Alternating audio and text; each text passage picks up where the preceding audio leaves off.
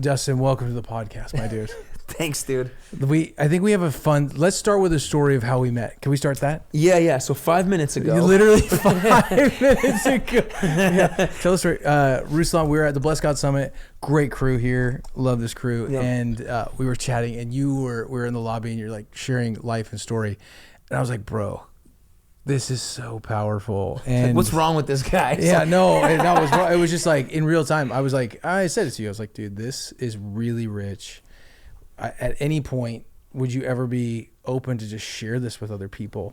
And it was basically like, yeah, like, is now good? And it was like, yeah, I was like actually, yeah, it's good. Yeah. So, well, thank you for being so ready to just be like, let's just do a thing now. Oh, dude, you got to be ready and stuff. Like, this is life. And so people are going to see your name. They're going to be like, where do I know that name? I know that name. Why do I know that guy? I think America's Got Talent. You won the whole thing 2021. Yep. I can't wait to hear that back. Oh, I won't give it to you. I want to hear that backstory. And that's probably where people would come and interact with you in the sense of a pop level or the internet, or where they've seen that name and seen you. But what I love about, life, and what I love about even our conversation, is that every life has like a beautiful, beautiful story, and how you got to where you're at. Yeah. Has so many beautiful parts. And so just to fast forward and all to say, I would just love to start, and you take us where you want to, but would love to just hear the backstory of Dustin. Like, who are you? Where are you from? Give us your family. Give us and I'll guide the conversation as we will, but I just wanted to capture what God's doing in you, what he's been doing. And so. Yeah, for sure. So I think to give the basic start at the beginning, people ask a lot, did you grow up in the church? Like, when did you get saved? Like, these kind of things. Yeah. When I was young, my parents' marriage was a mess. Drugs, alcohol, affairs, all stuff. My dad was a drug dealer. My mom, they actually met because my mom's friend picked up drugs from my dad, and my mom went with her friend one time. They met. My mom was actually engaged at the time. Ended up leaving that dude, married my dad. Had me and my sister, and the beginning of this was all just a mess, as you can imagine. Yes. This is how a family starts. Yeah. It's not good.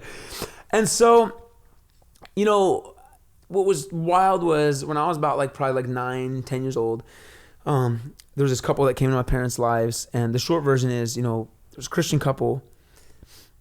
I always say they had eyes to see more than what you could see on the outside, right? And so I always say this is the most real kind of magic in the world, is when somebody makes a decision to impact the life of another person, no matter what it costs them. Yeah. And I talk about this a lot in my show. Is this is the most real magic, is when we have the eyes of Jesus, we're actually able to see something more than what everyone else sees. And these people showed that to me. It's what you pray before bedtime, you pray before meals, mm-hmm. and then your parents fight all day. So much to the point where my parents would be screaming, it would get scary, man. I would just go in my little sister's room, and I'd get headphones. I'd play a song on my little CD Walkman thing, and I'd put headphones on and just play music, because she'd be terrified. And but anyway, this couple came into our lives, and what's wild was and this is so key in the foundation of what I've tried to do in my life and what we're trying to build. Yes. These people showed up not from a nonprofit, not from some ministry or organization. They were just two people who loved the Lord, who had the eyes of Christ to see something more, to see hope in this place, and hope in this home. And dude, I remember they would just show up. We'd have meals. They would we'd go to fairs. They, I don't know, it's for doing life things. Take my dad to Walmart, right? Just whatever stuff was. And I remember one time we were at a fair, and their names were Steve and Dana. My parents were I had a stomach ache, right? Obviously, I'm a kid. I probably just ate way too much funnel cake. Absolutely. And my parents pulled me aside. They're like, listen, Dustin, Steve and Dana are very spiritual people, and they want to pray for your stomach ache. And I'm like, that's weird. At a fair, you can do that? This, in public? Yeah, that's crazy. We're at of all the places to pray, not a fair. We're not in church. What? Yeah. And they prayed for my stomach. Totally didn't get healed, but it didn't matter because to me, that's important. Didn't help. Yeah, didn't help at all. That's real. But what it did was even more important. It could have made my stomach ache go away. It doesn't matter, because I believe even when God does heal, And I believe that God does incredible miracles still today. And there's Yep. people who can argue that. That's fine. I don't care. I've seen God do amazing things. Yes, sir. The point is that what God is always after, though, is not our circumstances. God's after our heart, right? God is after us. And what this showed me in a moment was that maybe there was a God who like would want to interact with me at times more than just before bed and before dinner, right? Wow, Like I can just talk to God at a fair. Like, this is weird. They'd even ask God for this. Like, it's my fault. I ate too much funnel cake. I'm the idiot. And we're like, hey, God, please make my stomach not hurt from the stupid decisions that I just made. Yeah. And yet, like, they did it. And it sounds so basic, but to me, I remember this moment so clearly because it wasn't even about whether or not I got healed. It was just, we can ask God for things at a fair where we're eating funnel cake and riding rides. God's there. And anyway, so, my family continues to transform. It was really, really amazing watching my whole family kind of shift into something different. We went to this festival. It's called Creation. We used to go there. Creation I used to Music play Festival. drums there. I was just going to ask you that. I played drums there. But let me ask you a question before you talk about, we're going to just Creation, because I want to stick on that point. Where did you grow up, like locationally? I was right outside of Philadelphia, a town called Stowe, Pennsylvania. Okay, so you were East Coast boy over there, okay? Yep. And so was that primarily your young years you were there? Yep, my whole life. That's where I was born and raised. Got it. Yeah. Okay, so Creation Fest, you go. Creation East, it was in Pennsylvania. Which is wild because we've met before probably. There's a chance. Yeah. But man, they had the kids tent, and I'll go there, and there was a dude there who like twist balloons, and he was selling tapes on like how to twist balloons. I'm like, yo, I should learn how to twist balloons, because when you're 9 years old, that's pretty cool. I mean, to know how to twist balloons is pretty cool. I can learn to do this. So yeah, my mom bought that tape, and it was cool because I started twisting balloons, and then there was a guy who was doing like inner city ministry with kids, like in the inner city who were just struggling, had broken homes, all that stuff. And he came to our church and spoke one time, and he was just asking for volunteers who could like help with the ministry. Was talking to the adults, but in my mind, I'm like, oh, I'll help, right? Like, yeah, I'm ready. I didn't know it wasn't for the kids. I thought he was asking everybody, but he took it very serious. And he was like, hey, dude, what do you like? And I'm like, man, I learned to twist balloons. Like, I don't know, like I just like it's like I don't know, I know some magic tricks or something. And he was like, okay. He's like, well, dude, would you be willing to like dress up like a clown and come here and like twist some balloons for the other kids your age? It's like, I just think it'd be cool for them to see someone their age doing something for Jesus. And I'm like, this is blowing my mind. First of all, we just started going to this church. There was a drum set in the church. I'm like, you can have drums in a church? All day, right. Yeah, right. All day. Yeah. But for real, and I'm like, there's this dude who's telling me that the best thing I can do for the Lord right now is dress up like a clown and twist balloons. I'm like, this is not the church culture. This is not the Jesus that I was aware existed. Yeah. And dude, it was wild. And I went and I did it, and it was terrible, and I was embarrassed. But like, again, all these foundational moments of, dude, we can talk to God anywhere. We can use the things that we love to bless other people. This guy wasn't like, well, you should study you should memorize some scriptures. Yeah. Learn a couple worship songs, and then you could come in, and then you should be able to share a testimony. So let me work with you through your story. We can script this perfectly. Like, this dude was like, what do you like? Do that. Dude. And it seems so simple, but like, what if we did that as a church? Like, what if we were like, God, what do I do? And God's like, what do you like? Do that. And invite me into it. Share me in the process of you doing what you love. Like, it's so basic.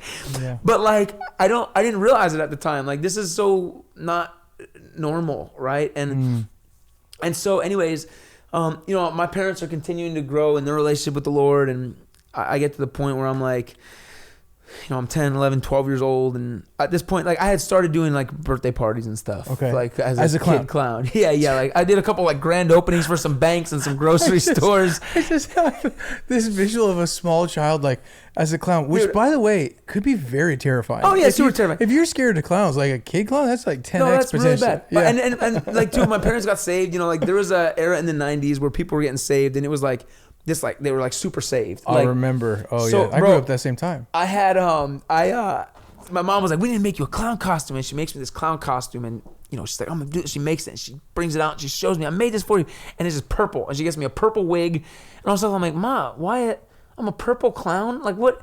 She's like, Dustin, purple purple is the color of royalty. Oh, Like, oh, Jesus, where's like this was like, bro, to her this was the most spiritual thing. Painted my face. I had purple crosses on my eyes. Yes, like, you did. As if it wasn't a prison tattoo. I was just gonna say, if you haven't been to therapy, that'll take you right to it, right? That'll take you to it. That's hilarious, dude. But so you know, I get to the age where it's not cool to be a clown anymore. I don't know if it was ever cool to be a clown, but I was much more aware that it wasn't cool to be a clown. Yeah. So I was like, I'm done doing this. I hate getting my face painted. I got sensitive eyes. All this paint on my eyes all the time. I can't be doing all this. So I quit being a clown at 12 years old. And the magic went with it. Like, in my mind, I never thought, I can still do magic tricks and just not dress up like a clown. Like, I just... You just thought it was always connected. It's one and the same, dude. Only clowns do magic. Wow. And so anyways, but what's crazy is that in this time, as my parents are working on their marriage, working on their life, growing with the Lord, they actually, you know, restore their marriage. God does an amazing work in their marriage. My parents actually become marriage counselors. They start having marriage groups out of our house. We go from like the party house to like marriages and families being restored in our home, right? Like, this was a common thing to walk into Walmart and my dad like runs into some guys like, oh my gosh, Pete, thank you so much, man. People just thanking my parents for like what they had done important. Walmart's a really big part of your story. You know, I've heard it twice already. I would wonder how many Walmart stories you have. But I mean, Walmart, I mean, it's just saying, you've said it twice and they've been connected to core memories. It's a part of my childhood in a deep way too. I think it's why we're easily connected here. But nonetheless, so clown, separating, you know, church and state, so to speak, that magic and, you know, clowns don't have to mix. Yeah. And so it's wild. And what I'm saying is, like, you know, as people ask, did you grow up in the church?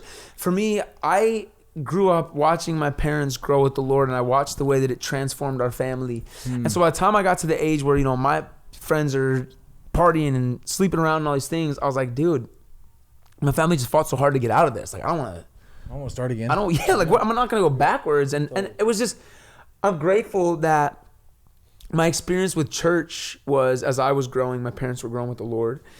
And I think it, like, for me, it never felt like a forced thing. It felt like my parents discovered the answer that we needed. And so I also found that with them, you know? And so, I grew up, my family's still very loud and Italian and weird and crazy. So they got saved, but they weren't less crazy. They were just Christian. No, just Christian crazy. Yeah. So, like, dude, I was always like, I was too wild for like our youth group in church. Like, I'm always the kid getting in trouble because I'm just loud and hyperactive. And but then in my school, I went to public school, and like, I'm the dude who, like, I don't drink, and I'm not like trying to just hook up with girls and all these things. So it's like, I'm like too good for my public school friends, and I'm too bad for my church friends. And so I feel like I started having a bit of this identity crisis. Like, I'm like, who am I? Like, where do I fit, you know? But at the same time, I felt like almost like a bridge, right? Because I understood my public school friends and where they were coming from, and I understood my church friends, and I just felt like there was always this thing, like, I wanted to be this blending of culture, not blending in beliefs, but blending of, like, you know, taking the church, get the church out of the four walls, and get the people not in church into a space where they can have community. And I wanted people to have the experience that my family had, man. Church wasn't like this weird forced belief system. It was a very real Messiah who came and saved humanity and showed us, like, how to exist, how to love people. And then people did that for us. And I watched my family transform, and I'm like, dude, I can do this. These people didn't have money. They didn't have a nonprofit. They didn't have a thing. They just showed up, man. And like, how many of us, we have so many excuses for why we're not changing lives, right? Well, I'm trying to like build a bigger platform. I'm trying to like, I need more money. I'm going to be able to be more generous. And there's no such thing as more generous. Like, you're either generous or you're not. It's just, it doesn't, when you have more money, you don't have capacity to be more generous. Like, you just always have the ability to give of your time, your money, your resources. Just because you have more time, money, resources. It's like, you just preach that, dude, though. That is so important. And so I was like, man, this is what I want to be, and I want people to understand this in a way that's basic and real and not complicated, because people had all these wild questions about theology as I get older, and they're asking about me being a Christian. But to me, I'm like, I don't care. I don't need to have the answers to these questions, dude. Like, I'm married to my wife. My relationship with my wife is very real. You can ask me what was her favorite present that she got on her 6th birthday party. Dude, I don't know. But like, I don't feel like a worse husband because I don't know that. Like, I don't know every single detail about my wife's past. I don't know every single thing that's ever happened. I can't answer. I don't even know my wife's blood type, right? Yeah. But like, that's a great point. I don't know my wife's either. But bro, like, I love my wife. We are married.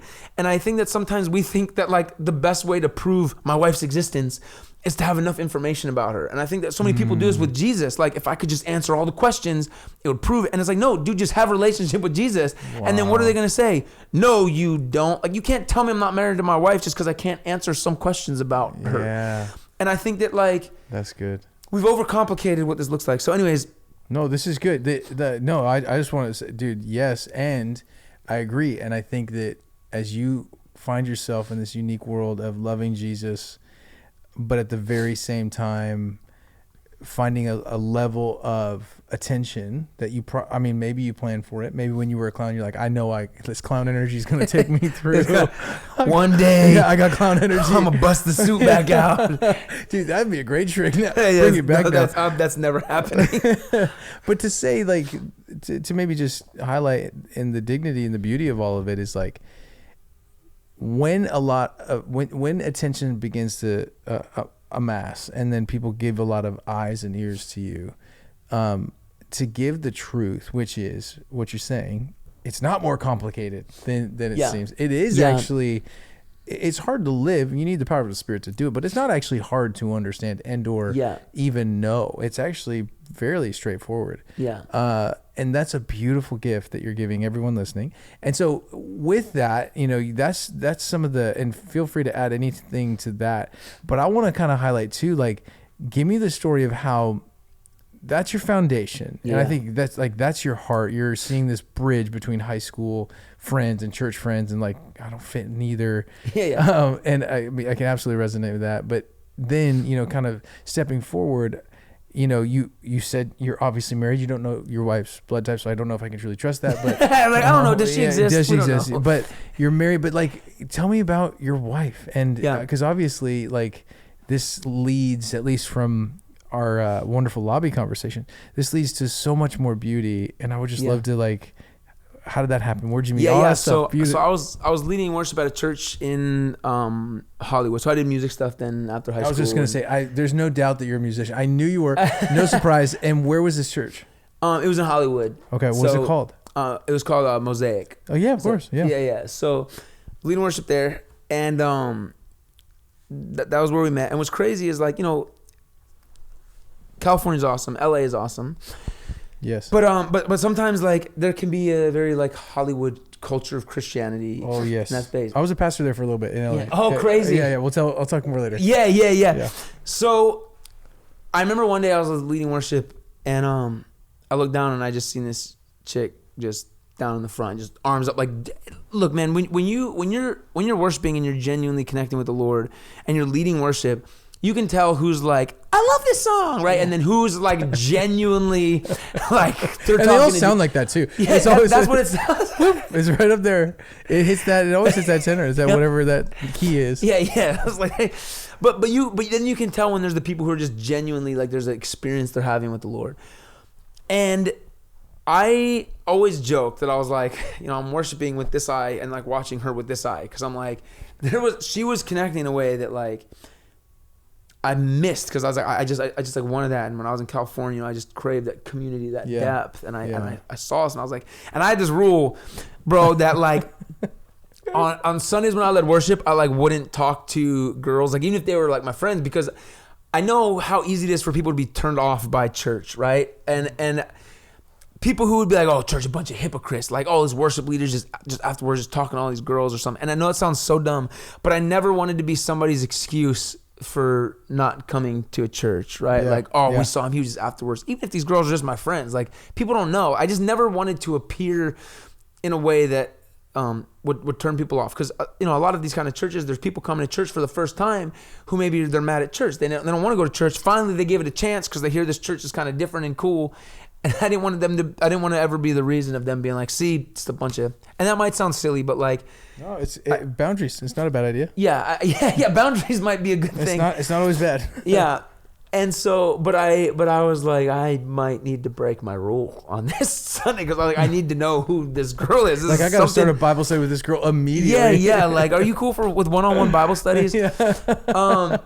And so she was wearing a red beanie, and I just went, as soon as worship was done, I texted my friend. I was like, yo, front row, right side, red beanie. Who is she? Because I'm like, who is this chick? Anyways, fast forward a bit. So her story is crazy, dude. Her testimony is wild. If you ever have a chance, her name's Carrie Tavella. She has a video of it. She made like this poem at one point of her story. It's just, God has done so much cool stuff in her life. And what was really cool is that she hadn't been a Christian like that long, but what was wild was like, I was just watching this woman who like believed God. And I know that sounds weird. No. I say I believe God, but I worry about stuff. Anybody will probably say, yeah, I worry. But the reality is that if you really believe God, then and worry exists, then there's part of you that maybe doesn't fully believe God. Because if you believe that God's got you, he's guiding you, that he has more than what the world can offer, then like worry kind of wouldn't exist if we fully believed God, right? Yes.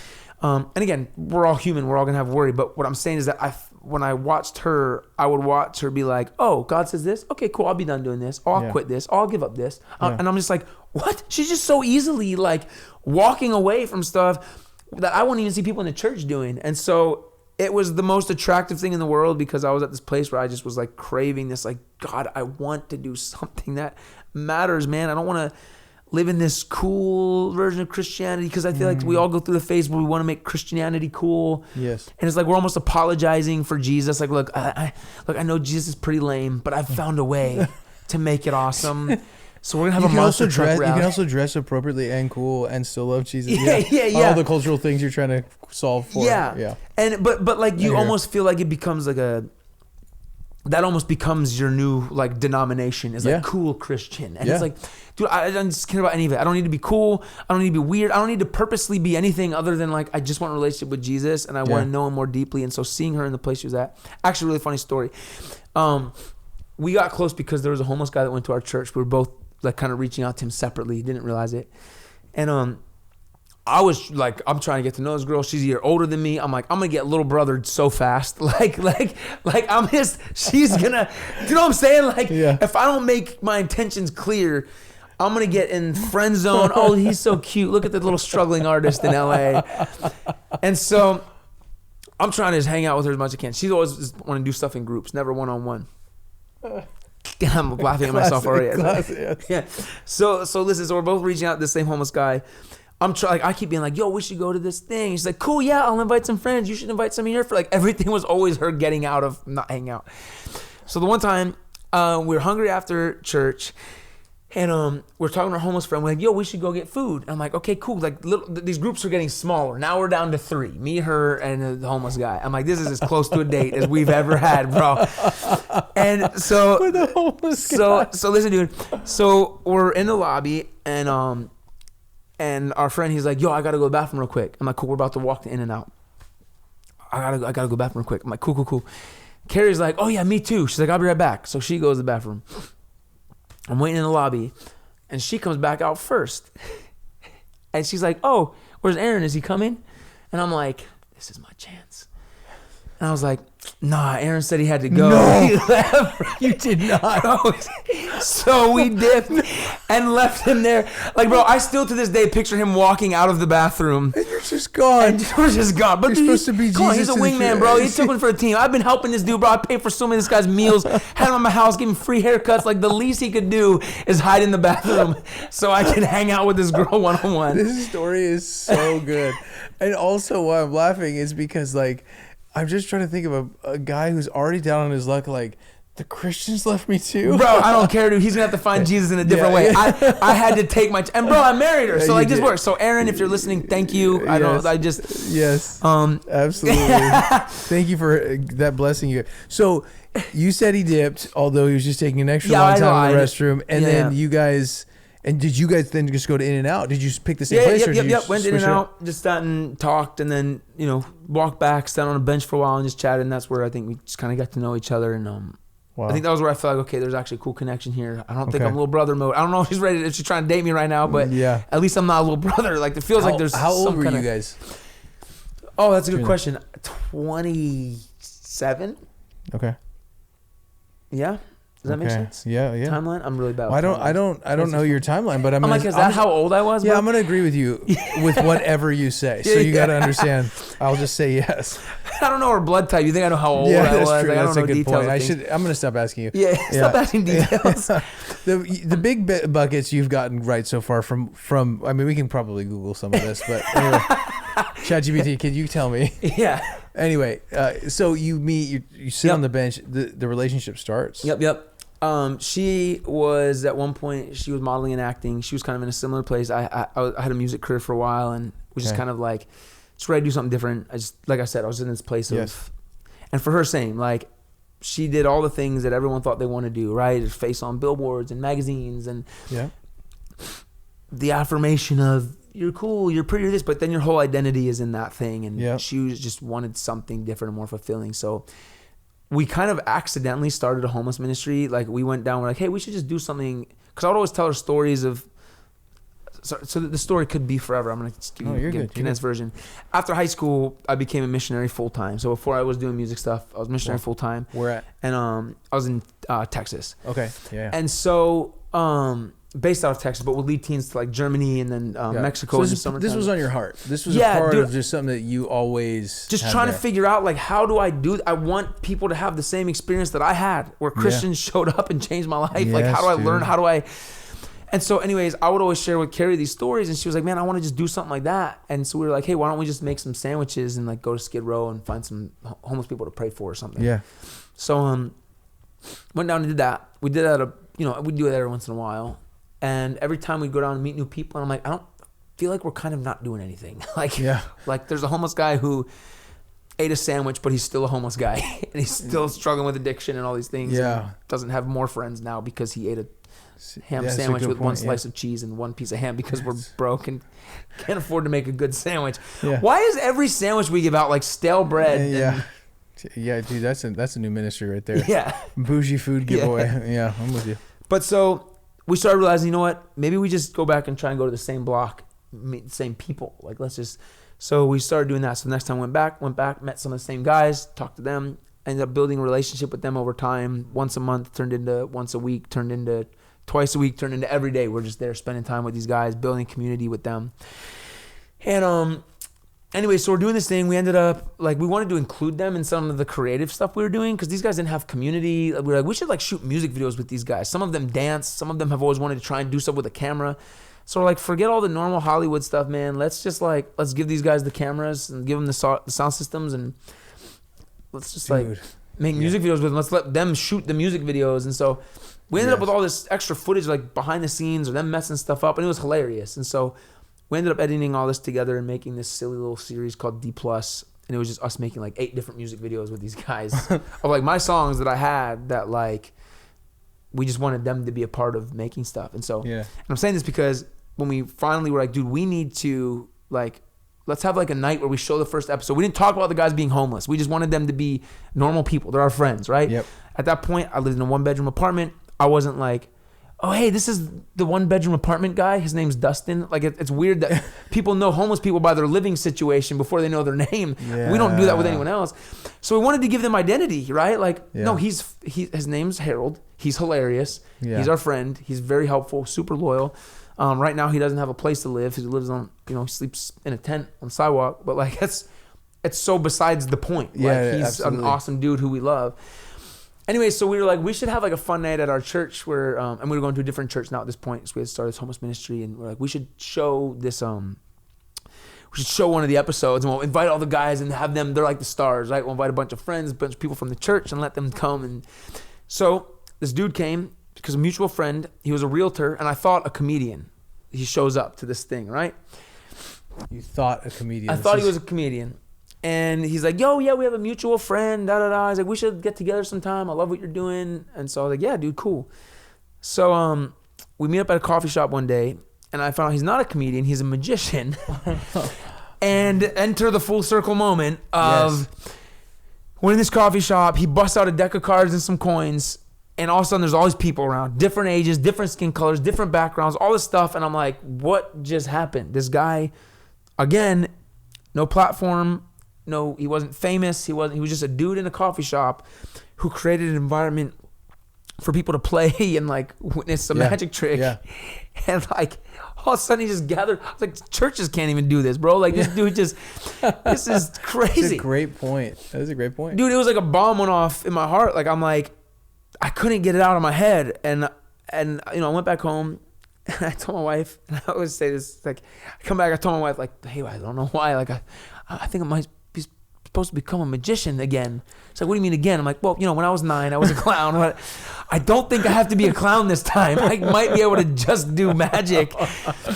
And oh my gosh. Any normal adult human who's been married for 3 years now at this point, I feel like any normal woman would be like, okay, you're crazy. Get it out of your system and then get a real job and provide for our family. Absolutely. But instead, she's like, oh, like, you know, that's cool. Yeah, let's pray about it. I'm like, all right. And I always say too, like, I might as well just come out and tell my parents, like, I'm gonna be a pirate now, right? Like, this is just, I'm in my 30s. I decided to be a magician. You were in your 30s when this happened? Yeah. Okay. Yeah. Keep going, but I do have a question. Actually, no, ask Harris, because you said magician. So many men, so many fathers, mothers, like this stage of life, especially in your 30s, you know, there's that process of just like discovering what you're good at, discovering what you love, discovering who you are. And it's really a key time to do it. Yeah. Speak to that for just a second. Yeah. So bro, I always say like, it's so funny now when I talk to young people, like, I don't know what I'm going to do. I'm just trying to, and I'm like, dude, I never knew what I was going to do. I never knew. And then I turned like 33 and God's like, be a magician. And I'm like, dude, like God, listen, when you're on an adventure with Jesus, like I've like, and maybe people are going to think this is very irresponsible. I've stopped planning. Like God has ruined every single plan I've ever made, right? Good, and then done something amazing to bring life change and breakthrough. It's not always been something to promote me. Like we're telling obviously the condensed version of this, bro. In this story, I mean, this story has been filled with like, you know, so much financial trouble, depression, anxiety, all kind of breakthrough in this stuff. And so like, you know, there's a lot of stuff that we're struggling with along this journey. My wife is trying to figure out how to do life different after her past and her career and all these things. And so it's just wild because what God is always after is to develop you and to bring you into deeper intimacy with him. Yes. We think that God is setting us up to make us comfortable and successful and to build our career.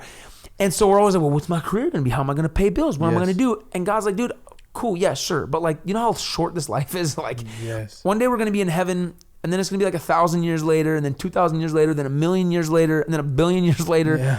And we're going to be like, what was that?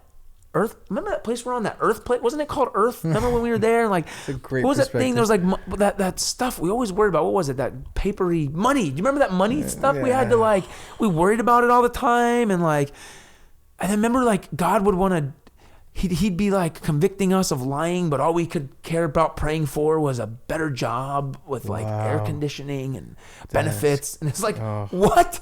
1,000,000,000 years later, you think we're going to be talking about this place?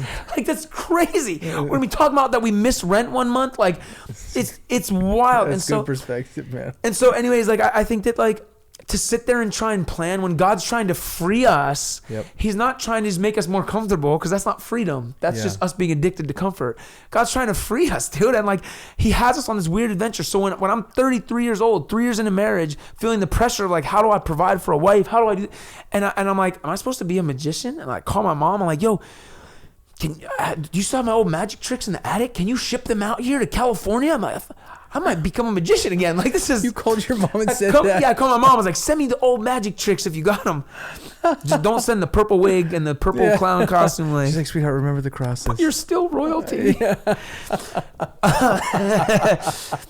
But man, so for the person who's like navigating life, man, I think when you just give God permission to be God and stop, it's a fight and it is a discipline. But like, when we can actually live our life, fighting to not believe the value system of the world and continue to take on God's value system. Yeah. We all of a sudden find ourselves fighting for different things. We find ourselves fighting for intimacy with Jesus and better ways to love people and serve people, not better ways to walk into a situation and figure out how that situation can serve me, right? Again, just like this family, they showed up. My family couldn't do anything for this couple. and yet they showed up and transformed my family forever. That's cooler than any job promotion you could ever get. This dude transformed a family for generations. My parents, me and my sister, now my wife and I, we got our 2 boys, we adopted them. Like, it changed their future. Like, 2 people, what's better than that? I have a corner office and people pay me. Like, we get to transform lives, bro, as broken people. And yeah, so I'm always down for the adventure. Like, when God says become a magician, it sounds ridiculous, but there's also a part of me that like wasn't worried at all, because I'm like, this sounds hilarious. Like, I'm definitely down to try and become a magician. So take me that story, and I just want to say here for accountability to get back to it. I want to talk about the boys, adopting the boys, right? We'll get there, but this is also, I'm so excited to hear this part. So you feel like at 33, God's like, become a magician, which again, I could imagine the level of insanity and even insecurity you probably felt. And if God's not saying be a magician, I have the worst discernment ever, because how did I accidentally hear God say be a magician? Like, that's a pretty specific one. Yeah. Like, if I heard wrong, I heard very wrong. I said musician, you idiot. Could you imagine? It's like, Dustin got this wrong again. He never listens. ADHD. It's just it's deep. It lives in all of us. Yeah. But so it was crazy, because I was like, all right, my mom sends me the tricks, and I'm, start doing stuff. In the meantime, my wife, we wanted to be more intentional of, like, we've been doing the homeless ministry. Like, we want to be intentional of reaching people before they get to this point, right? We'd helped some of these guys, and it's so sad to see people just stuck in this lifestyle. Yeah. And we're like, maybe we use the magic to help people. And so we moved actually back to Texas. And my wife wanted to do some ministry stuff, because she had always heard these stories of the mission trips that I've been on and all this stuff.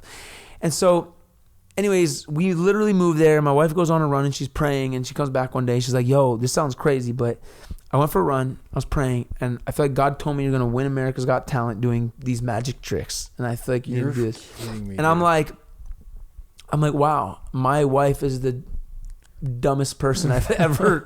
She also hears wrong from the Lord, but it was that specific. Yeah, she was like, I feel like you're gonna win America's Got Talent doing magic tricks, and I'm like, that's. Did you have any like at this point? Had you signed up? Had you guys ever talked about America's Got Talent? Like, look, why was it on the radar? Anytime you like do something, I think people are like, oh, you should go on America's Got Talent. You play drums? Have you ever thought about going on America's Got Talent? Like, it's just like yeah, I got it. I mean, it's kind of pretty easy. So nothing more than that, right? Of like, oh, magic tricks. You've been doing this a solid 4 weeks now. You could probably win a competition against people. So it was kind of that soon into the journey. Yeah, bro, this was like so early on. And, okay. And so I'm like, now I'm laughing, because I'm like, oh, look, we'll do the magic stuff. We'll do youth groups. We'll do birthday parties for gas money. But like, I'm not going to win. I'm not even going to get on America's Got Talent. You obviously don't know what this show is. Yeah. It's America's Got Talent, not America's Got 4 weeks of experience. So might be a good potential second show. Think about it. Yeah, good spin-off. Yeah, good spin-off. Just people who are bad at things have only had 4 weeks. Who's as good at something after 4 weeks as you could be? Yeah. So, short version, my wife, because of her past, she wasn't supposed to be able to get pregnant and all stuff. She ends up getting pregnant, which was a crazy answer to prayer. Catching up with a friend who was an actress. I knew her from when I did music stuff, and she was like, we're catching up. She's like, yeah, I just did this movie with Tyra Banks. Tyra Banks is hosting America's Got Talent at the time. And I'm like, oh, that's weird timing. Yeah. I was like, we were just talking about America's Got Talent. She's like, oh, for real? She's like, are you trying to go on? Like, are you going to sing? Are you going to do music? Because she knew me from doing music stuff. Yeah. I was like, no. I do magic tricks. Now I'm a magician. If you haven't heard, I'm a clown musician. Yeah, I don't dress as a clown, but I'm a magician now. Yeah. And so like, but don't worry, I don't wear the wig. Like I'm trying to make this sound normal. I love this. Like, how is that your new career path? But she's like, she was like, well, I'm having lunch with Tyra this weekend. Like, you should send me some, if you have anything to send me, I can show her. Maybe she can help. Wow. Yeah, totally, man. I'll send stuff to Tyra Banks, of course. Get off the phone. I'm like, what am I going to send to Tyra Banks? As if I have like some magic video reel of like me doing performances. So, whoa. Dude, I literally... me and my wife, the ministry that we worked at, we went in. There was like their space where they had worship and their services and stuff. Okay. We broke in one night, figured out how to turn the lights on. I got a bunch of my friends, and we just filmed a bunch of fake magic, dude. Like, I'm like, yo, listen, I'm gonna give you this card, and then just be like, I'm like, is this your card? And then you be like, oh yeah, just freak out. Like we just faked a bunch of magic tricks. At one point, we pretended to like make a drum set appear. So like me and my wife like lifted up a sheet, and then we quick cut and then set up the drum set and then lift the sheet and then dropped it, and then I edited it together to look like we just lifted up the sheet and dropped it. Like I was just doing everything. I was like, I don't know what I'm doing, but like, and then I was looking at the footage. I was like, this looks so fake. So I went onto YouTube and I found a bunch of videos of like other events, and I ripped them from YouTube, and then I took all the crowd shots and I edited it together with what we filmed. So I'd be like, is this your card? And my friend's like, oh, and like 1,000 people are like, oh snap. Like we just made this big fake video. And this is what we sent to Tyra Banks. And this story keeps getting better and better. Keep going. I love it. So my friend's like, wow, man, like Tyra loved the video, showed it to the producers. They want to meet you. They want you to audition for them and all stuff. And I'm like, yeah, cool. That's another problem. That's a bigger problem. That's the biggest problem yet. Like, so far I've lied to get my wife by leaving the homeless guy in the bathroom. I've lied to try and make a way for myself in my career. Wow. But I'm like, but honestly, I'm like, this is the craziest timing from the Lord, bro. My wife gets this word of the Lord. She gets pregnant. I'm thinking if we get on this show, by the time we get to the live rounds, like she'll have had the baby. And I'm like, this is crazy because like America is going to like see her pregnant, and then we'll have the kid. It's going to be this heartwarming story. We'll talk about the homeless ministry. And it's like, I have this whole plan in my head of like what God's setting up, and like the timing is wild. And so, so we have to do the audition. I'm trying to figure out this magic trick to make, and I don't know what I'm doing. I'm like still thinking of it on our van ride there. So do this weird trick. And actually looking back, it's hilarious because I want to do something with music. Yeah. And so I was like, maybe I'll have this thing where I blindfold myself and they each pick songs, and then like I'll have one of them put on a rubber glove and stick her finger in my ear, and then that's like the antenna, and then I can hear her thoughts, and I'll play the song she's thinking of, and it was just weird. I mean, someday I'll revisit this idea of this trick, but it got you on the show. Listen, even that sounds cooler than what it was. But anyways, so I did it, and it was bad. And I think they were probably like, "Are you the same guy from the video? Because you look like you've been doing this for 4 weeks." But they knew we had a bit of a story, so they sent us to one of the story producers, and it was so cool, dude. I got to share Jesus. I got to talk about the homeless ministry. Got to talk about my wife being pregnant, and it was like, dude, I was talking to her for like an hour. I was like, this is a slam dunk, bro. Like, we're gonna get to share testimonies. And it was a couple weeks. We're waiting to find out did I get on, and the girl who I was with, she was like, hey, look, she's like, I got to tell you something. You can't tell anybody that I told you this, that I let you know this. She was like, but I need to tell you this. And I'm like, oh snap! And I tell Carrie, come over, it was that text message, and she's like, you're not gonna be on America's Got Talent. Like, there's lots of other magicians. Plus, you're terrible. Like, she didn't say that, but that's what she was saying. Yeah, she alluded. Yeah. But she was like, I'd love to stay in contact. And I just felt like crushed, not because I'm like, first world problems. I'm not gonna be on TV. I'm crushed because I'm like, wait, God, this was the perfect setup ever, dude. Like, my wife says the America's Got Talent thing. She just gets pregnant. Tyra Banks, like, I'm catching up with a friend who did a movie with Tyra Banks. Like, the timing of this is like, this is too perfect. Like, this is such a tease. Like, this is mean. Like, why would any of this then? Like, literally, dude, 2 nights later, we had just entered into like 4 months of pregnancy, right? So we're out of the first trimester. We announced to our home church that Carrie's pregnant, right? We let everybody know. We're so stoked. Make the announcement. The next night, she ends up miscarrying and we lose the baby, right? So now this is like, I'm like, dude, now this is like the greatest, even more of the worst tease ever. Like, God, I'm planning on, we're starting a family. I was crazy enough to believe that you said to be a magician. Like, and I feel like an idiot. I'm like, I'm a grown man becoming a magician, trying to go on America's Got Talent, competing against jugglers and singers and fire breathers. Like, I feel stupid. And then my wife, like, she wasn't supposed to be able to get pregnant. We're so excited she got pregnant. She has a miscarriage. And I'm like, I just feel dumb for believing God or even thinking that this was him, Yeah. And so after that, we, we're kind of settling in and figuring stuff out. And my wife's battling, honestly, because we're like, God, what was this? And my wife was taking pain pills for the thing. Well, the pain went away, but the pills kept going because it was like, just this processing of, I don't know, man. I just feel like I found out my best friend was a liar. And I know that sounds really dramatic. No, that's fair. But when you're trying to take steps of faith. It's honest. And it's weird steps of faith, But again, like we talked about earlier, God's always wanting to develop something in us more than he just wants to like give us something cool, right? More than he just wants to fix our circumstances. And so anyways, we're processing this whole thing.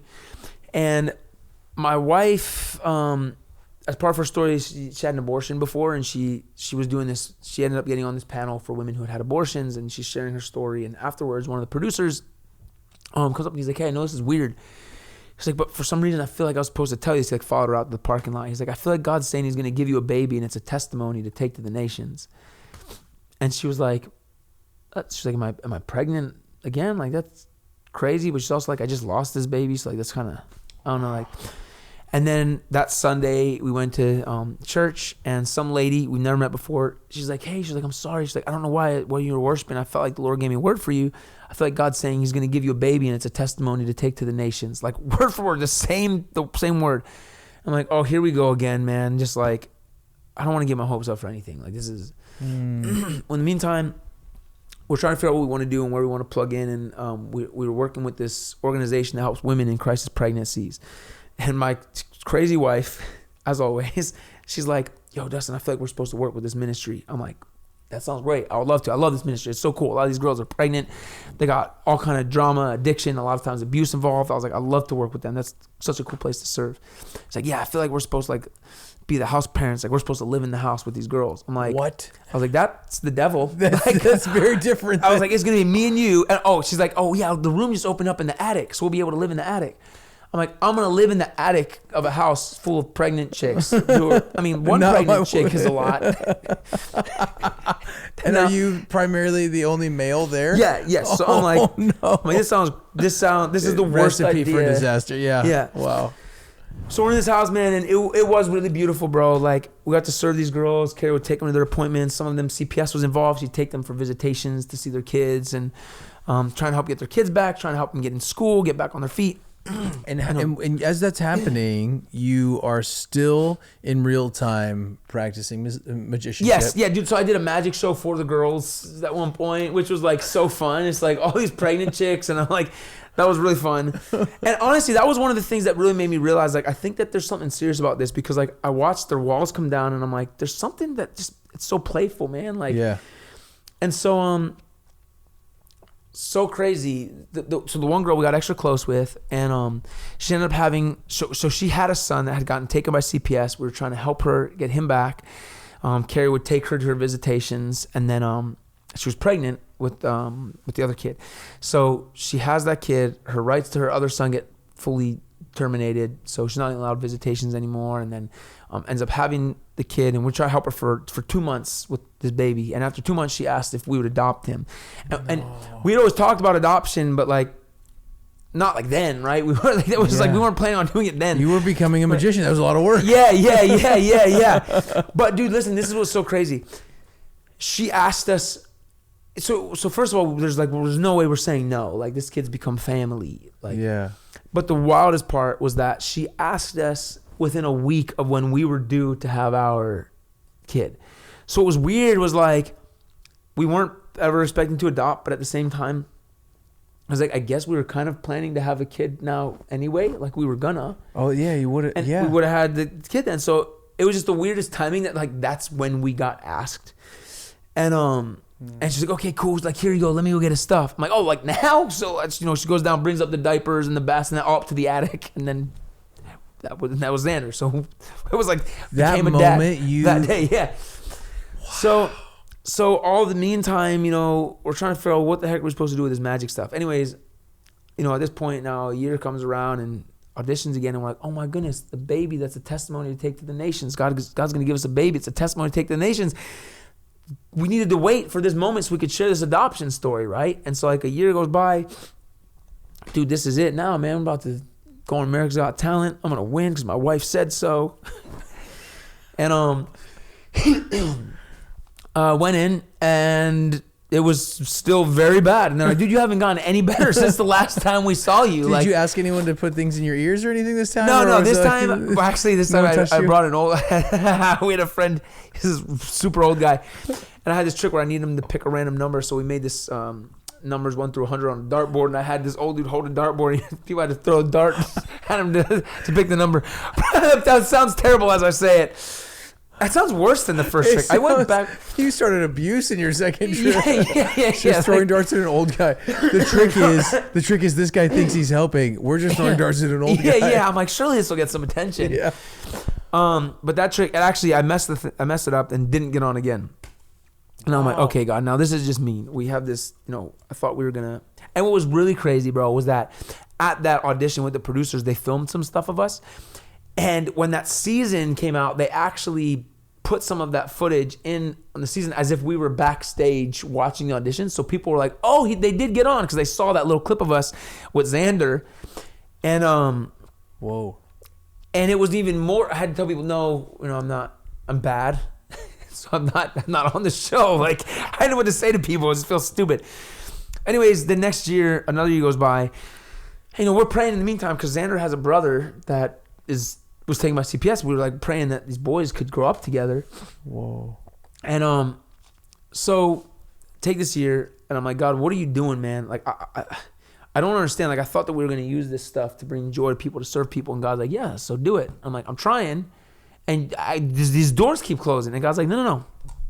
Just because I said to use magic to be a blessing to people doesn't mean it has to be from a stage or a platform. Like, I think you've gotten too obsessed with this idea of it having to like turn into something. Yes. And so felt like there was a guy in our leasing office. We had moved to Virginia Beach in this time too. Sorry. Oh yeah. Move with Xander to Virginia Beach. Beach. Water? You want some water? Yeah, my there's your coconut water. Just get some of that. This is all casual, bro. Also, great hoodie. Is this your merch? No. It's my mom got this for me actually. It's good. Is it hard? Is it hard being so stylish, or are you just used to that? You're like, yeah, right, bro. just hold my mom it. bought me this. It's not purple, so so that's the win. I bet you underneath there's little purple. Yeah. It's the inside is purple. Little crosses. Yeah. So we're praying these boys can grow up together, and I'm praying that. Oh yeah, sorry. So the God's like, man, look, I told you to do this. There was a guy in our leasing office. Yeah. At the apartment complex that we lived in, who like didn't know the Lord, struggling with some addiction stuff. We felt like God's like, yo, just go do a trick a day for that guy. Just one trick every day. I'm like, sounds like the biggest waste of time. What? I don't really want.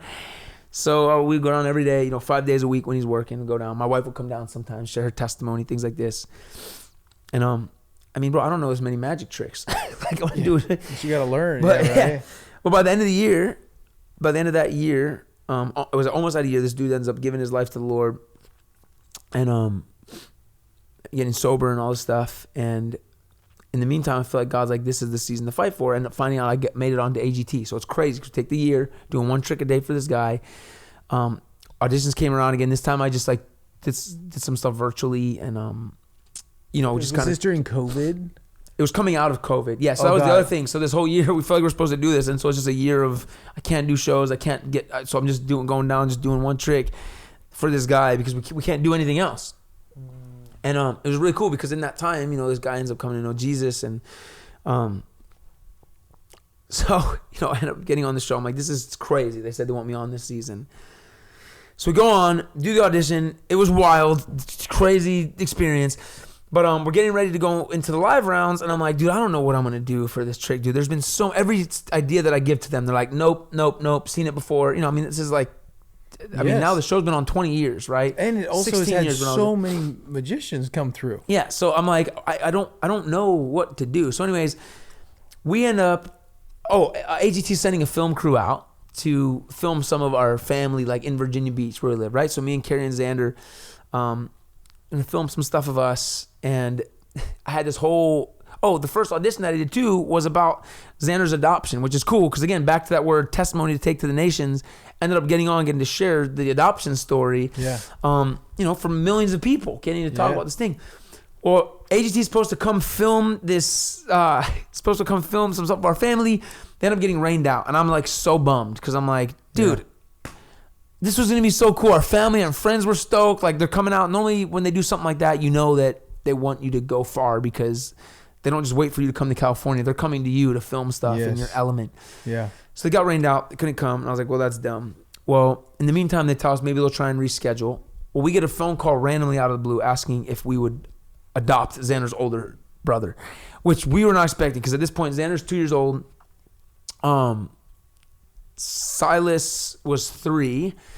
And we get a phone call asking, and like this is the craziest timing, man. We're trying to figure out how to act. We're about to go and be on TV, about to be in Hollywood for months. Hopefully, if we make it through, if my wife is right, then we're gonna stay there for each round. And so, anyways, I was like, even if we have to bow out of this competition, like we're not saying no. Like this is an answer to prayer. We've been praying for this forever. These boys would get to grow up together. So they scheduled a time for Silas to come to the home. Well, it just so happened to be the same time that AGT had rescheduled their film shoot to come to Virginia Beach and film stuff. So the same day. The same day. So they actually, that film crew captured the first moments of these boys meeting for the first time. And like, I mean, they had met before when Xander was a baby, but like reuniting for the first time. And they captured it. Dude, the most powerful moment of my life, captured by this film crew, witnessed by millions of people. And what's crazy is, and this is like a lesson that I've tried to hold on to, is like that moment wouldn't have happened if they wouldn't have gotten rained out. In the moment, it felt like something went wrong. It felt like something failed. It felt like we lost this opportunity. It rained and now we couldn't do what we thought. But God was setting up something so much more beautiful, because had it not rained like I wanted, they would have come and we would have missed this moment. But because it rained, and so it's like, man, sometimes we just have to thank God for the rain, right? I thank God for the times that I didn't get onto AGT, the times when things fell apart, the things that were developing us and changing us in this process. Because again, God's not just trying to make us comfortable and successful. God is wanting to develop something in us to teach us, man, to set us free from the enslaved mindset that we get into, thinking that our worth comes from being something in the eyes of man. Dude, preach it, baby. Yes. And so, just this really, really cool, beautiful moment. So anyways, get on the show, tell the story now of Silas, right? Which is crazy, of him coming into our home. We started the show with one kid. Now we just adopted another one. We go back for the live rounds with another kid. So, you know, make it through round after round. Couldn't believe it. Of course, end up winning this competition. My wife, it's like the ultimate told you so, because anytime she says anything, you are never going to be able to ever not listen to her. She's like, remember that time we have a family? Because I told you, I said we should live in an attic. And remember that time you won America's Got Talent? Because she hears Jesus. We do know. I mean, she's pretty well, and here. she's like crazy enough to do this stuff. That's what I'm saying. Like, this is why I fell in love with her, man. Is like, she believes God. Like, God says something, she's like, yeah, if God says we're going to live in an attic, like, we're going to live in an attic. Yeah, it's like, if God says you're going to be a magician and win America's Got Talent, you're not going to stop auditioning until you get on that show and win, right? Like, it's like, if God said it, then what else would we do? You're going to keep being a magician, even in the midst of the pain and the heartache, and we're questioning God, but we're not going to stop doing what He says. Like, we can have questions and be obedient at the same time, right? Yeah. And I think that's been a big part of our journey. Is like, we have questions, we're still gonna be obedient because I trust God. I don't always understand. I don't have to. Just like I give my boys rules they don't understand. They're not an adult. They don't have to. Yeah. They're alive because we give them rules that they don't understand. And I don't care that they don't understand them because they're alive. Like this. It's not much more complex than that. Why can't you go on the road? Actually, death is the reason you can't go on the road. Reason. And check this out, bro. And this is what I love about this. And this is what I try and teach to our boys. Our boys are not allowed to play in the street, right? There's cars there that will kill you. Yeah. And that is a boundary we set. Yeah. Boundaries feel like a lack of freedom, right? Because now we can't do anything we want. But the reality is that those boundaries create freedom. Because they don't play in the street, they get to play longer. Because if something bad happens to where they can no longer play or they die or something like this, you've actually limited your ability to play. You actually have less freedom because you've had no boundaries. And so I think this is like the thing too, as we start confronting these things with the Lord, as the Lord is bringing boundaries up in our lives, saying, don't do this, you got to give up this. God's not like, I don't want you to have fun and I want you to feel guilty every time you break a rule. He's like, no, look, boundaries actually make you more free. This is for you. God's like, you can do whatever you want. But like, Bible's really clear. Actually, you can, and you suffer the consequences. And life's gonna be terrible. But like, boundaries create freedom, and that sounds so backwards. But no. So, anyways, man, we we tried to live by this. So I had the show in Vegas. Then after I won, how long did you have the show in Vegas? So how many years was that? Was or was it a year? So we were in Vegas for 2 years. Got it. I almost made it a year, and then like again, God's developing stuff. Had the show in Vegas. Had some, just stuff in our marriage. Like life became very robotic because it was like I was doing 10 shows a week, so 2 shows a night, 5 nights a week. At night, we had just adopted Silas. I'm not at home every night having dinner. I couldn't tuck the boys in for bed. Carrie can't have regular community.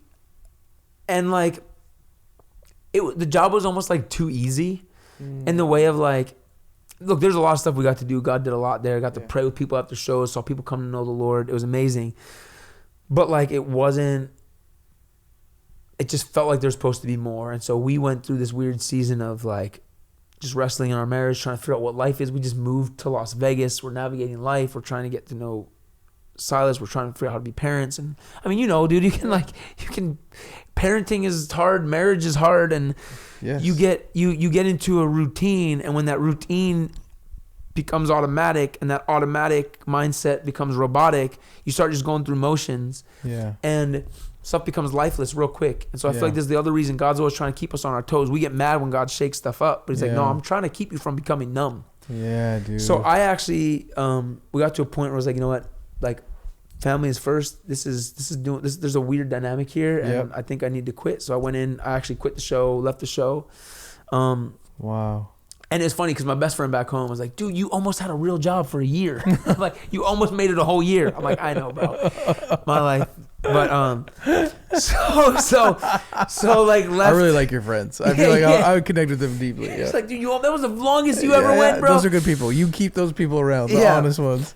But yeah. So after that, we took 6 months to just be a family and pray and connect, and it was beautiful. And in that time, we felt like the Lord spoke to us to go to Branson, Missouri. I don't know if you ever heard of Branson. Yeah. Weird, crazy place.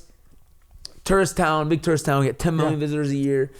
And I felt like God was like, I want you to build something here. And so we moved to Branson. It felt like a step backwards, but like we're like, we want something for our boys. We want them to be able to be outside and playing and running in the grass. Like, I want my kids to grow up like 90s kids, bro. They don't gotta be on screens. Go outside, run around, like fall out of a tree, dude. Like, I remember falling out of trees. That sucks. But I do have great memories of it. But you're stronger because of it. The branch is very helpful with slowing you down, but still very much hurt. I mean, look, bro, now everyone just sits and watches videos of other people falling out of trees. And I'm like, just be the one to fall out of the tree. Also, be the one to go viral by falling out of the tree. You'll end up making more money this way. That's so funny, That's dude. like in real life. But let me just double click on a couple things that I think are important, because I know, this conversation, I'm like, dude, in real time, we need to do a part 2. We'll schedule part 2. But your wisdom, like the life wisdom that you're giving right now, your bars are like so powerful, and you're crossing over them because you're not crossing over. You're almost saying them with such ease because they're such a part of your life and lived experience. So I just want to affirm you, dude. Like, Jesus in you is a real thing, and I mean, you get affirmed, right, in different ways. Anytime you have attention, people are going to say nice things, whether that's for the right reasons or the wrong ones. But I don't win anything in this moment by being honest with you. Like, it's very clear how much Jesus is deeply important to you, and to say that you are living what you're talking about. Like, don't overcomplicate the thing. Take Jesus really seriously, and don't take yourself very seriously at all. Yeah. But the thing I just want to like maybe kind of highlight and just process a little.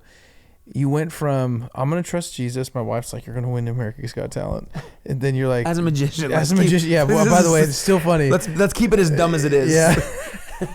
I love that. But then you actually win, and then because of that, you're like, now you're in this new career path, potential trajectory, and I think one of my honest, like, sincere, just like curiosities, just sitting here in this moment, is you got a lot of what you would have probably, like, as much as you could have probably gotten from a world's perspective, and what did that, getting that, what was that like? And I don't mean that, I'm not leading the question on purpose. I want to know, like, what did you discover when you got everything that the world said you needed to be fine?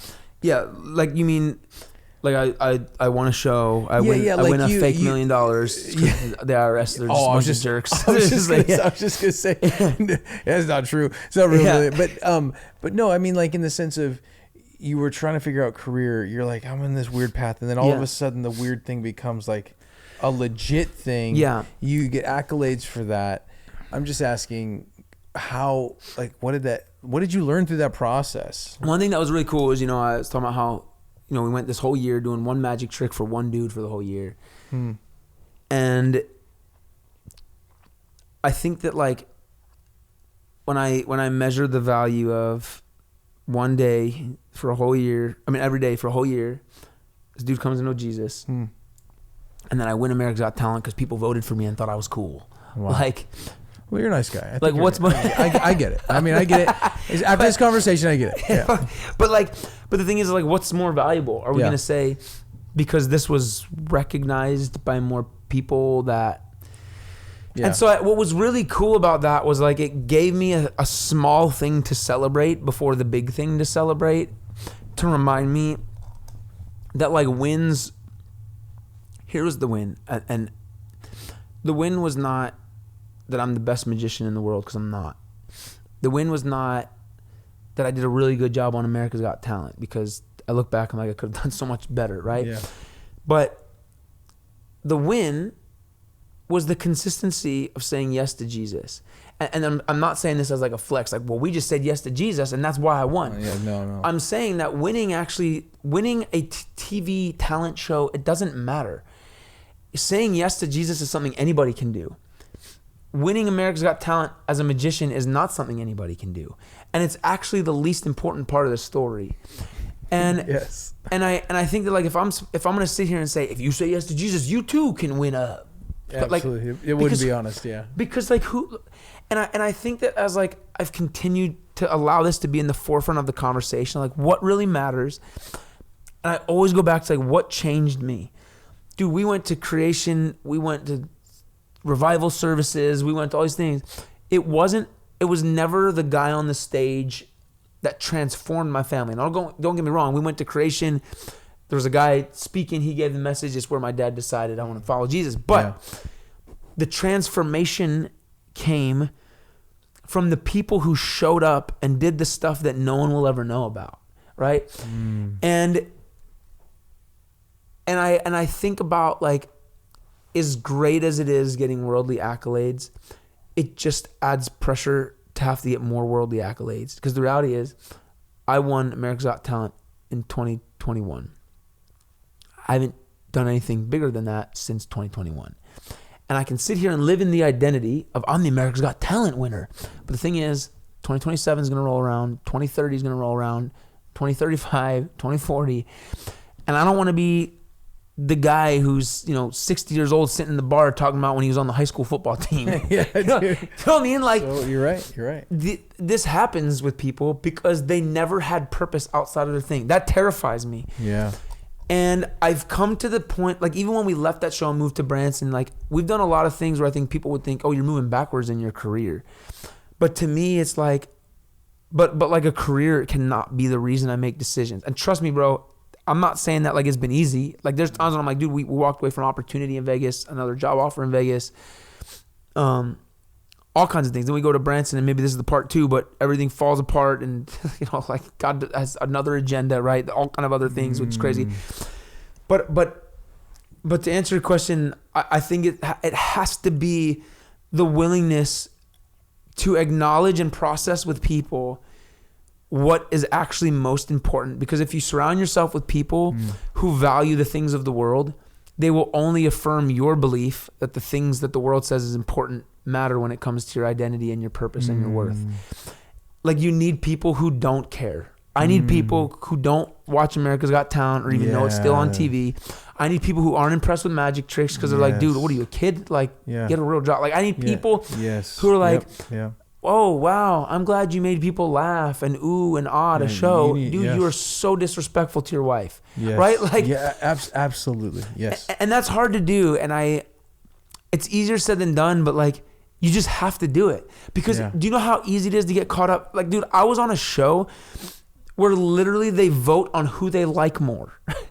Like, that's a really great point.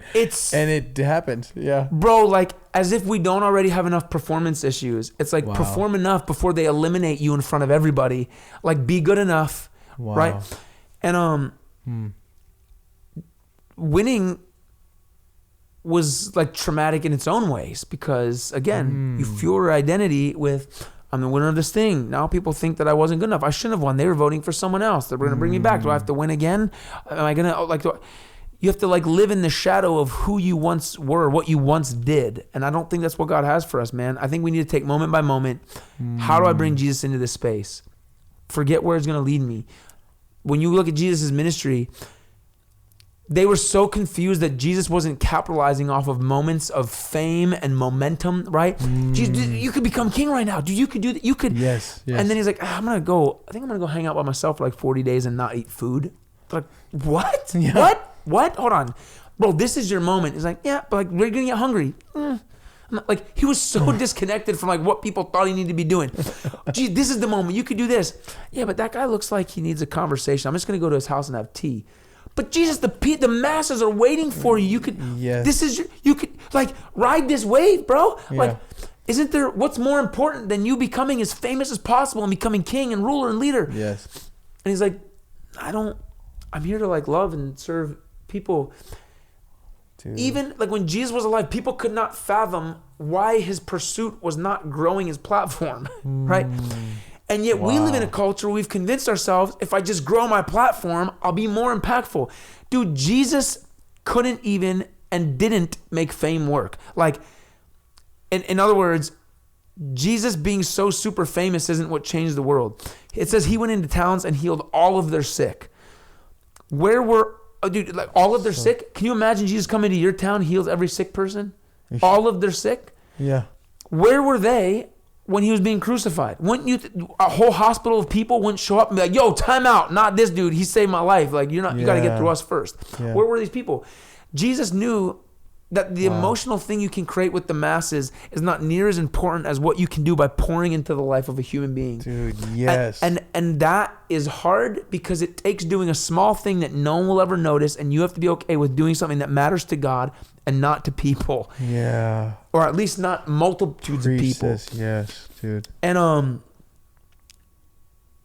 dude, again, it's the hardest thing because we buy into this thing all the time. If it's bigger, and that you look at Jesus and it's like his fame killed him.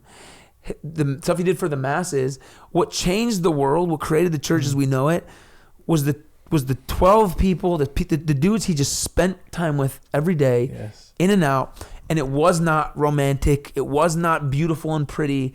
I mean, can you imagine, like, if we were Jesus and we made a newsletter to raise money for our ministry, we'd be like, here's a picture of me walking on water. I fed 5,000 people. These are all the people I healed. If you ask Jesus the most important transformative part of his ministry, he'd be like, here's me sitting down on a rock again with Peter.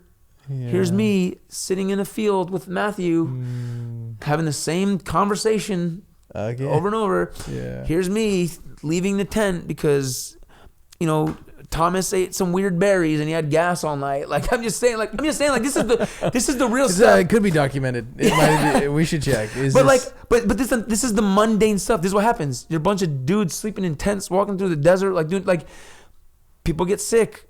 Stupid, normal life things happen. This is the stuff that Jesus was committed to, right? Yeah. This is the stuff that people be like, yeah, but tell us about the cool stuff. He's like, yeah, it is, man. For 3 years, I hung out with the same guys. Wow. Just had the same conversations over and over. And I didn't know if they were ever going to get it.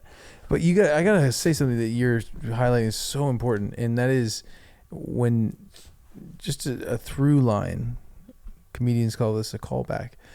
To call back to the beginning of the story, it's so interesting and beautiful to see how what was so impactful to you has become such a passion to you, and the people just doing the unglamorous loving for loving's sake, loving you, loving your family, has changed your life in a deep way. And it's changed how you see the world.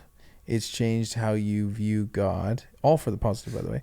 And now you've been given platform is actually more than anything just stewardship and responsibility. Like that idea that it's always fun or not weighty or heavy or easy is just so false, but it's a responsibility. And now you're telling people in the most beautiful way, like, the truth.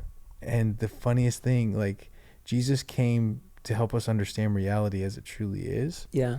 And what you're saying is, hey, the craziness of the enemy in the world is like, that's not how it works. That's not how it works. But the truth is that is actually how it works. None of that stuff brings you anything you want. Yeah. That person today that you go, I'm just going to love and serve them deeply with no one watching. Yeah. Is what actually shifts. Yeah. The world shifts, shifts everything. So that lie that America's Got Talent and like, dude, millions of whatever, whether that's dollars, fans, or anything in between, that's the fallacy. It will never give you what you want. Yeah. And we all know that, but we don't know that, right? Yeah. It's hard to live in that. Dude, I just read something by David Green, who started Hobby Lobby. Dude, I love this dude. This dude is one of my heroes. Like, wow. He has a devotional I've been doing. But anyways, I just read this thing from him. He was talking about, when Jesus is talking about when you throw the seeds here and it falls in the soil, but then the weeds eat it up, whatever. He was talking about, like, when you're growing crops, you have to, first of all, you have to have good seeds, right? And you have to take care of the soil, make sure it's good. You mix the, I'm not a farmer. You do That's soily surprising. things. I mean, I could have, with your jaded history, I could definitely see you dabbling. So I do live on a farm. No, I'm serious. Like, this is the weirdest. I don't know anything about farming, but Dude, you're so trackable. What haven't you done? Let's start with the list you haven't done. Like a fisherman in the ocean. Like, no, I haven't. I'm not a fisherman. Okay, well, yeah, it's gonna be easier to find what you haven't done. Got it. Proving my point perfectly. Anyway, keep going. But so he's talking about, though, eventually, like, once you get the soil right, once you plant the seeds, then the main part becomes dealing with the weeds, right? Yeah. And here's what's wild: the crops are what produce fruit, that produce nourishment. Yeah. Weeds, and this is what I thought was so sick, man. So first of all, you need to make sure the seeds in the soil are right so that it can get the nutrients from the sun, from the rain, the minerals from the dirt. That's the other thing. Like, when you're a farmer, you got to test all the minerals, make sure you have everything right for the crops to be able to grow, right? Yeah. Testing everything, measuring everything, and then you just gotta manage the weeds. Now, the weeds are not evil. They're not necessarily bad. They're just another plant, but they're a plant that take away from the nutrients that produce the fruit. There's only so many nutrients in that soil, and you want as many of those nutrients to go to what produces fruit. Yes. And so the idea is, like, there's a lot of things in our lives that might not be bad, right? Because we think of weeds as like, oh, these terrible. They're just another plant. The thing is that if we have things in our life that are taking away from what could be producing fruit, right? Then we need to start reassessing what we're giving our time to and what we're giving our attention to. Because again, I'm a big believer in, like, there's all kinds of things we could be doing. There's like the Bible says, not all things are lawful, helpful. Not all things are. All things are lawful, but not all things are helpful. Thank you. That one. Yeah, that one. What is it? 10 o'clock at night? You know that Bible? Yeah. That's okay. And then I'm like, it's actually later because West Coast time. Oh yeah. Anyways, that's not an excuse for not knowing the Bible. You're kicking strong though. I mean, this is late night interview. But so the point is that, like, we can live. It's very easy to live a life where we're giving nutrients to things that are not necessary. So again, having a platform, doing all these things, that's cool. But what Jesus did was, he was like, but I know what's going to produce the most fruit. Yeah. And it's what seems smaller. And so I think to the point of all this, it's like, man, we just have to be okay with being like, God, what is your value system? What produces fruit? And then I'm just going to make sure that's getting the most nutrients. That means there's just other things I'm just not going to let in this soil. It might not be bad stuff, but I want the fruit. I want there to be as much fruit as possible. Yes. And therefore I'm going to just tend to these weeds. Like the Bible says, that story that Jesus is telling, the weeds choke out the crops and make them unfruitful, right? They represent the distractions of the world, the illusion that money can satisfy, and the desire for other things, right? Wow. Other than Jesus. That's what it says. Literally, the false misconception of wealth and the love of other things. Yes. It says it can choke out the word of God and make it unfruitful. Wow. And I think we just have to pay attention to just like, where are these nutrients going? What am I letting soak up the nutrients in my life? Yes. What God's trying to do. Dude, there's so much. Okay, I'm committing you to a part 2. Let's do it. Calm down. Okay, but here's the deal. You won America's Got Talent because of being a magician. So, do you have any clown gear here? No, Do you have face paint? Do you have face? Over the eyes, just some crosses. Dude, we have never done magic on this podcast. Yeah, but we have cameras, which is great. Do you have anything like? Could we do? Well, what do you know? Yeah, you probably have cards on you all the time, right? I mean, I do usually walk around. It's become like a fidget thing too. This is really. We haven't done this before, but I'm definitely gonna. So what is this? And I have my phone here too because I want to see. Okay, so what is this trick? What are we doing? Yeah. So we'll do a card trick, but first we're gonna do this without like touching these cards. We're gonna make this easy since we're holding microphones. I want you to picture a playing card in your brain. Okay. And I want you to like see it. Okay. I need this to be like a visual thing. Okay. And here's the thing: we've been talking this whole time. We've been developing some kind of connection, and maybe I've been influencing you, maybe not. You don't know. Is this a DTR? Yes, it's great. Okay. Like, what's happening? I'm ready. But so you're picturing this in your head. I want you to close your eyes. I want you to imagine seeing this card, okay? And I want you to imagine your eyes are like following the shape of the value, like the number ace 2 3 4 5 6 7 8 9 10 jack queen king, and then also if it's clubs hearts spades diamonds. Okay. The easier part, because it's 25%, there's 4 different suits: clubs, hearts, spades, diamonds, and you kind of did like a thing like this when I said heart. So I'm guessing the first thing is you're thinking of a heart. Dang it. Am I supposed to say it or not? Yeah.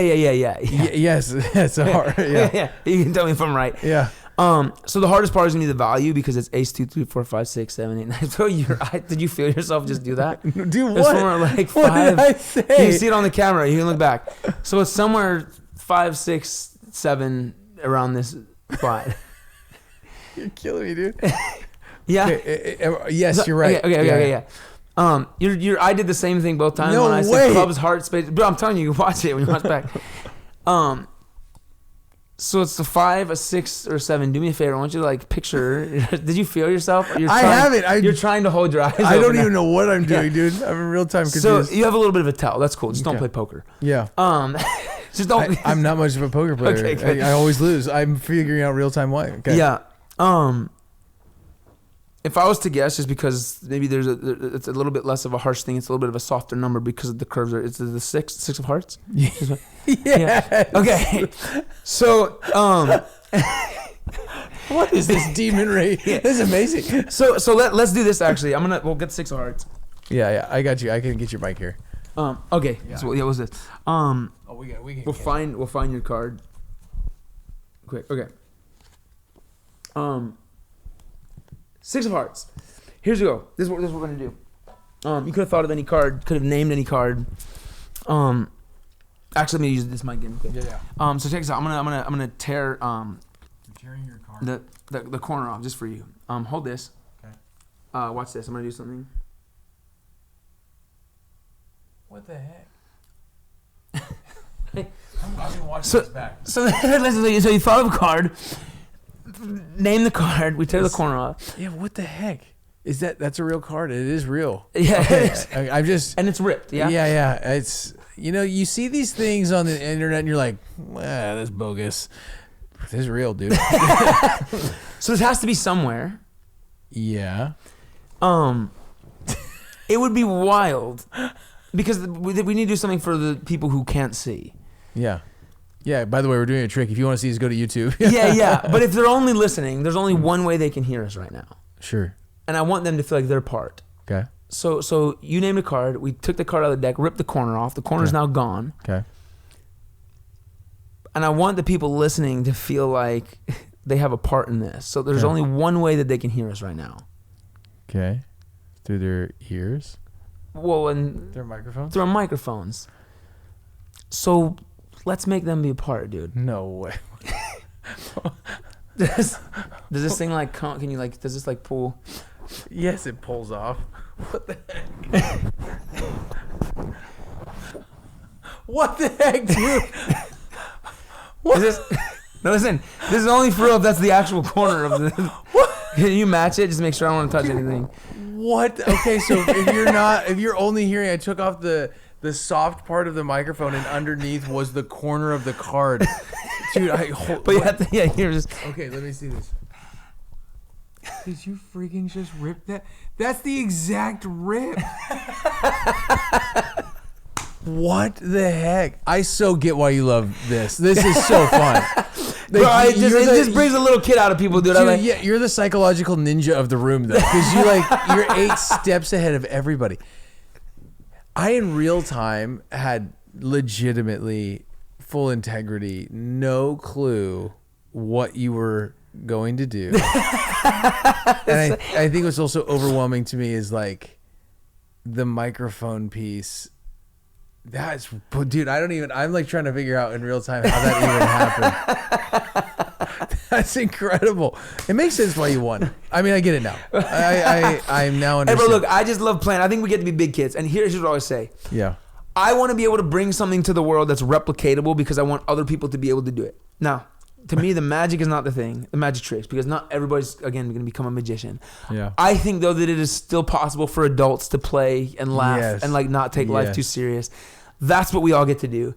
And when people become willing to play, I mean, the Bible says we can't even enter the kingdom of heaven unless we're willing to become like a child. Wow. I think when we're willing to do silly things, maybe because we know it brings joy. I mean, we get it when we're kids. Yeah. You show up to a playground, you find some stranger. 2 minutes later, you're wrestling around some kid you've never even met before. You're ruining your favorite outfit. You're like, it doesn't matter the color of their skin. Doesn't matter how many followers they have. Doesn't matter what they smell like. Doesn't matter what neighborhood they're a part of. Yeah. You don't ask any of those questions. You're just like another human wrestling, right? Like, I don't care if this is my favorite outfit. Yeah. Connection's more important than grass stains, right? Yeah. And then we get to a point where we're adults where like we can't even look at someone in the grocery store in the eyes and say hello. Yeah. Like something changes along the lines where we stop being okay. And I'm not saying we should just wrestle strangers in a grocery store, but I am saying that's a good book title. That yeah. Just think about it. But I am saying that like something happens where we go from I'll wrestle around with a person and ruin my favorite stuff. It's like, don't scuff my shoes. Don't look at me. I paid for this. Keeping my stuff nice is more important than creating connection and potentially ruining my comfort and what I've spent my money on. Yeah. I think there's a part of us that like needs to play. I think there's a part of us that like needs to experience that joy. And for me, it's through this. But some people, bro, it's just like, play games, man. Go out, have fun, do a thing. Don't be the guy, again, watching someone fall out of a tree. Go be the guy falling out of a tree. We spend so much time watching sports. Go play the sport. You got a kid right now who would kill to be out in the yard with you, throwing a football around, kick around a soccer ball. Do this stuff, man. We need to stop watching stuff. We need to stop being spectators. Go out and play and have adventures with Jesus, bro. Dude, Dustin, this has been such an encouragement. Sincerely, like, just personally, other people listening, I know you'll be blessed, but just selfishly, thank you for this conversation. I think you are living an inspiring life. You're choosing to, and you and your wife are. And round 2, we will get more about the life and you're currently living, right? And the new adventure that you're on, right? And the new legal battles and cops and henchmen and dude, you gave me 2 seconds on that. It's just like, man, what a life you're in. But what I think even just this is just giving hopefully so many people permission and inspiration to know, like, you can be a mom and a dad and married and have all the responsibilities in life, and you can still walk with Jesus in a fun, beautiful, exciting way. It resonates with me so deeply because I agree, Jesus was probably more serious than some of us like to think, and also way more fun and way more celebratory than most of us even understand. I heard one thing, just as one last thought too. There's a thing, is it Max Lucado? I don't want to quote this wrong, but there's a chapter in a book called Why Jesus Went to Parties, right? And basically, the one concept is that, like, when Jesus went to the wedding, right, where he turns water to wine, that was his first miracle. But Jesus hadn't done any miracles yet. Yeah. Right? Yeah. And Jesus shows up to this wedding with people. Yeah. So first of all, like, especially back then, like when you have a wedding, like when you have people come, it's like it costs you money. Yeah. Right? Yeah, every time. So first of all, Jesus was invited to the wedding. People wanted him there, right? Not because he wasn't Jesus yet, quote unquote. Like he wasn't the guy who did miracles. He wasn't a celebrity yet. He was just someone they liked. And they wanted him there so bad that when he's like, hey, I'm rolling up with a bunch of extra people, like, yo, come on, bring your friends, right? Like they wanted him there at that party because they knew that he was someone they wanted to celebrate with, someone they cared about. And I think that speaks to something like imagine you have a friend getting married and like, hey bro, can I roll up with like 6 people? They're like, well, we only have plates for you and a guest, right? And I just think there's something cool thinking like people actually also liked Jesus. He was a guy that people wanted Jesus around. Yes. And there's a lot of Christians who know a lot of things about the Lord and nobody wants you around. Yeah. And it's like, I think that stuffy thing that you think makes you religious and closer to the Lord, like it's not it, dude. Like I think God just wants your heart. He wants your playfulness. So so keep it up and pray about becoming a magician. I mean, yeah, that's the message there, buddy. Yeah, that's at the end takeaway. of the day, don't be scared of a great career change. This could be a prophetic word. Yeah. It might not be a magician, but yeah, don't be afraid to change, man. God has you on an adventure, and one day again you're gonna look back and be like, I'm so glad my life was so rich with saying yes to Jesus. Dude, sometimes it led to a lot, sometimes to a little bit, but it was always intimate with the Lord. Well, dude, I couldn't be more thankful for this conversation. And likewise. It's a gift, man. Thank you. Thank you, bro. No, thank you. It was awesome to meet you, man. Thanks for having me on. And you have a tattoo and a ring, I just realized. Sorry, I have both. ADD. I got both. Nice, I did. I had the tattoo first, and because playing drums and all that, like ring sucked. No, it's the worst. And then I was like, I had a ring, and I do both. I dabble with both, bro. I dabble with both. double marriage to one woman, just super committed. That's know your wife's blood type. Find out your wife's blood type. That's a great marriage advice. I don't know why. I don't know what it's useful also for. Remember timelines of when you got married, and don't lie to homeless people. These are all the take. We're giving depending upon. I'm gonna write the worst book ever. Like lie to homeless people and Tyra Banks. Dude, tell me how that wouldn't sell. I'm immediately intrigued. I'm immediately like, I want to know that book. I want to know what he's talking about.